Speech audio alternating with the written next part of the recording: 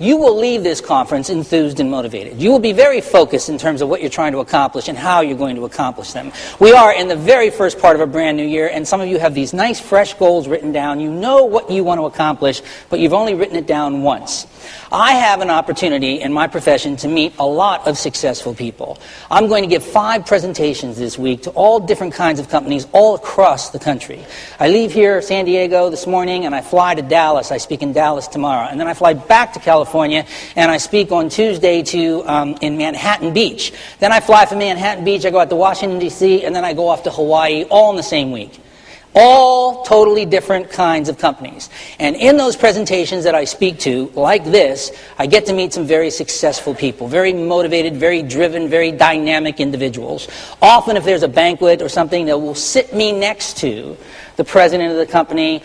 A lot of times they'll point out the high achievers. There's our #1 producer. There's a salesperson of the year. That person over there, phenomenal manager.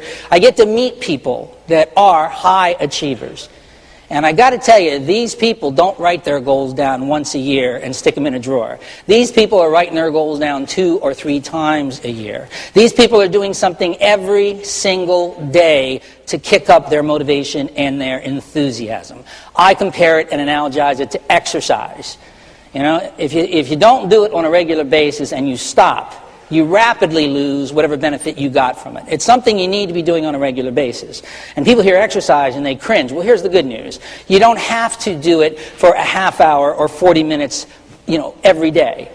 Your goal-setting process, your focus, your charting the course process really only has to be a 3 or 4 minute a day process. Why not keep a notepad on your desk and rewrite your goals 2 or 3 times a week? If you're not going to do that, why not once sit down and get those goals on tape or on a CD? It is exceedingly simple. For most of you, all you have to do is plug a microphone into your computer and Windows Media is going to boot up.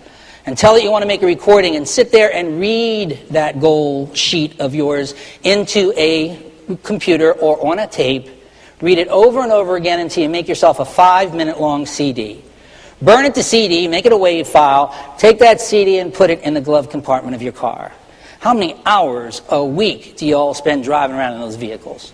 I mean, it's unbelievable, isn't it? How difficult would it be, maybe once a day, to take that little gold CD of yours, pop it in the machine, and hear in the background your own voice reminding you over and over again what your production numbers are, how many new brokers you want to generate, how you always want to ask for referrals.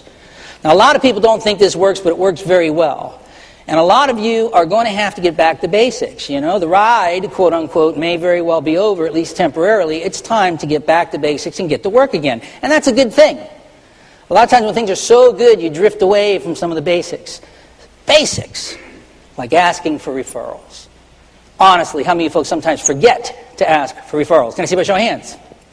Honestly, how many of you forget to ask for referrals? Come on now. Right, there's about half of you that forget to ask for referrals, and it's obvious. A lot of people feel that asking for referrals is pushy or presumptuous, and they don't really want to do it. You want to correct that in a couple of weeks. You want to get yourself in the habit of always asking for referrals. It's simple. When you get back home tonight or tomorrow, sit down, plug that microphone, make yourself a little CD. Over and over, tell yourself, I always ask for referrals. Asking for referrals is the smart thing to do. Asking these brokers for referrals is helping me reach my goals in business. Referrals is a fee for service rendered. Over and over again, tell yourself to always ask for referrals. Make a 5-minute long tape over and over again. If you played that tape in the background while you're driving around to an appointment once a day, every day for the next couple of weeks, do you honestly believe you would ever again forget to ask for referrals? Now, that's one very basic thing you could do that would probably push your income up by 15 to 20% if you're currently forgetting to ask for referrals. Want another simple thing that'll bump your income 20, 30% if you're not already doing it? Big part of your business is picking up that phone and calling the brokers, or setting those appointments, or generating those contacts. A lot of people, for a lot of good reasons, do not like working on the telephone. First of all, it's not face-to-face. You don't actually get to see the person you're talking to. Secondly, you get no feedback from the person. You feel like you are invading them by not, actually seeing them or having an appointment set. A lot of people hate working on the telephone. And if you're one of them, I'll give you a little clue. You want a little test? Want to see where your head's at in this business? When you get back to your office tomorrow or the next day, sit down, look at your desk, and ask yourself a very fundamental question. How have I laid this desk out? Where's my telephone? A lot of you don't like working on the phone, so you have unconsciously arranged your desk in the following way. Right in the middle, there's some big visual distraction. Usually it's one of those giant empty coffee cups or a soda glass, and around it is all kind of non-dollar producing stuff, maybe a newspaper, your laptop, pamphlets, stuff that maybe needs to be read, but not in the middle of phone calling hours.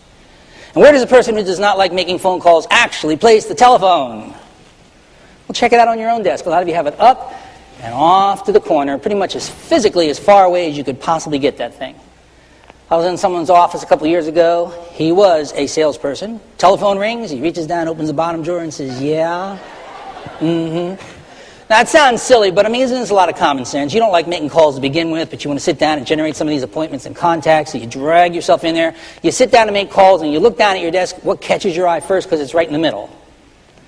The empty coffee cup or the soda glass, you know? And then so you pick it up, you go to the coffee machine. Who's standing around the coffee machine? A bunch of other AEs who don't like making phone calls, right? And you all sit there and say, "What a terrible marketer does," you know? I mean, you sit there and waste a whole bunch of time. A lot of you, my favorite, by the way, is when you go in there and you see 5 or 6 of them standing around a coffee pot watching the pot fill. That's always my favorite. There's a good 10 or 15 minutes dead. Then they go back and they sit down and they pick up the telephone and they start, reach for the phone. What catches their eye this time? The newspaper. They'll pick up the Wall Street Journal and see how bad business really is, before they get themselves all pumped up and inspired. It's an exaggeration, but isn't it true? Now a lot of people do. They'll find all kinds of creative ways of avoiding what they don't want to do. Make yourself a CD over and over again in the background. I enjoy working on the phone. I make at least 10 prospecting calls every day.